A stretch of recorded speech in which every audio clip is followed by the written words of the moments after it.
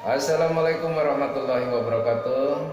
Saudara-saudaraku para pendengar di mana saja berada, selamat berjumpa lagi dengan saya di channel Sampurasun Dulur, yaitu channel dongeng ceramah dan sejarah. Dan untuk berikutnya, mari kita lanjutkan lagi cerita bersambung yang berjudul Nyi Rambut Kasih di bagian yang ketiga. Dan untuk saudara-saudaraku yang baru gabung di channel ini, jangan lupa like, comment, subscribe, dan juga nyalakan tombol loncengnya agar tidak ketinggalan cerita-cerita berikutnya. Terima kasih, selamat mendengarkan.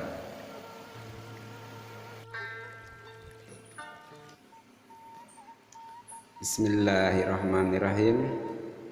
Baiklah saudara-saudaraku, kita lanjutkan cerita bersambung ini yang berjudul Nyi Rambut Kasih, cerita rakyat dari Majalengka. Di bagian yang ketiga, selamat mendengarkan. Kita kembali ke kerajaan Sindang Kasih yang aman tentram Kertaraharja. Ratu Ayu Nyi Rambut Kasih tampak makin giat saja dengan tugasnya memimpin negeri, memerintah kerajaan demi mencapai kemakmuran dan kesejahteraan yang lebih nyata dan lebih merata bagi seluruh penduduk dan segenap warga kerajaan.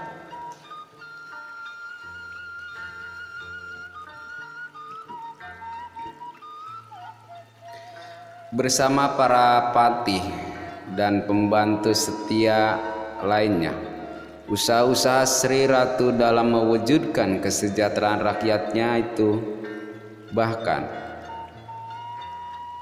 semakin terus ditingkatkan dengan melaksanakan pembangunan di segala bidang, terutama pembangunan bidang pertanian yang merupakan pokok penghidupan sebagian besar penduduknya.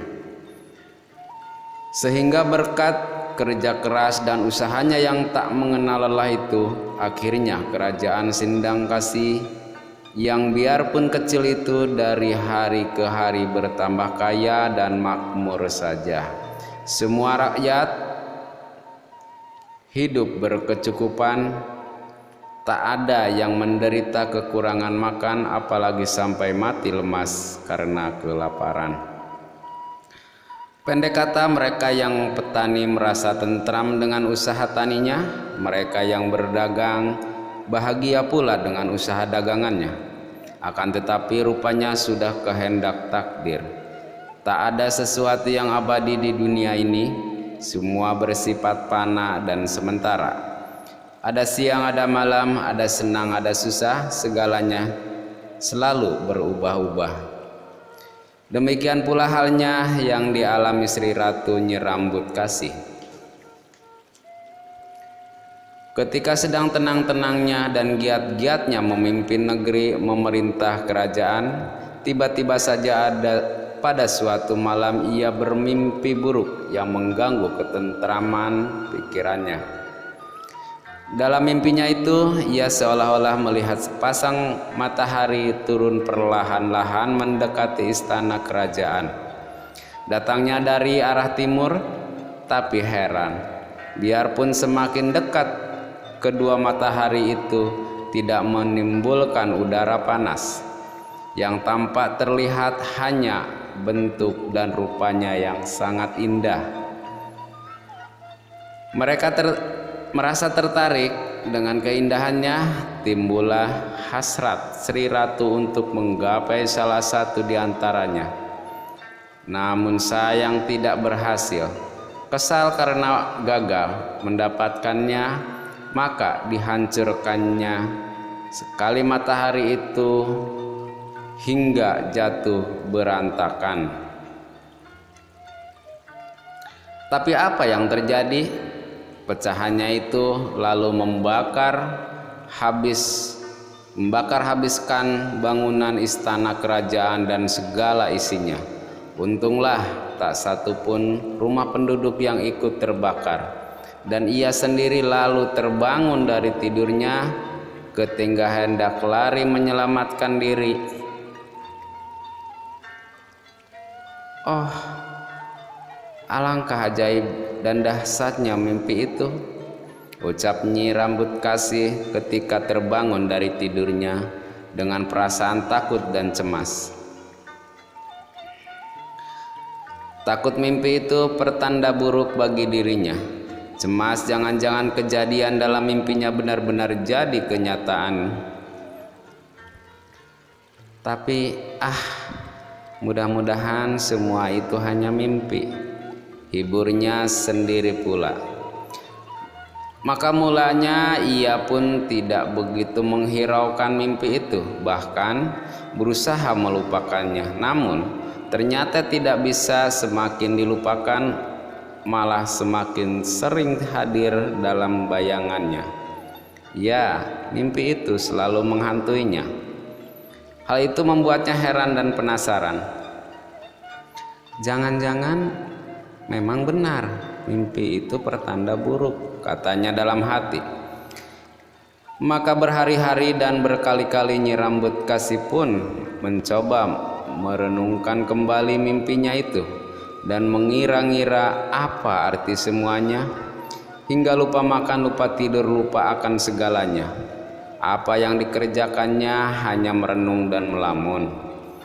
Melamun dan merenung tak berkesudahan, membuat badannya yang indah semampai sedikit kurus, wajahnya murung dan redup, bagaikan bulan kesiangan.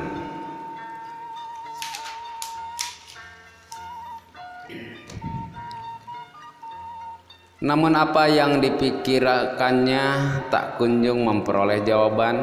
Merasa tak ada jalan lain, Nyi Rambut Kasih akhirnya pergi menyepi di sanggar pemujaannya. Dengan kesaktiannya yang dimilikinya, dimintanya petunjuk gaib tentang arti dan maksud mimpinya itu. Khusus sekali Nyi Putri bersemedi. Hingga tak lama terdengarlah bunyi gemuruh menderu-deru mengantarkan kata-kata gaib ke hadapannya. Suaranya lantang, bergema, menggetarkan bumi di dalam rasa. Wahai cucuku yang cantik Nyi Rambut Kasih, dengarkanlah. Kami telah tahu apa yang tersimpan di hatimu.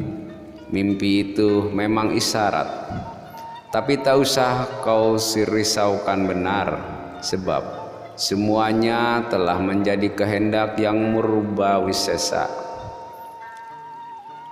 Sudah tulisan takdir Sang Hyang Widi, suatu saat kelak dua orang utusan akan datang menghadapmu, dan setelah itu negerimu akan berubah.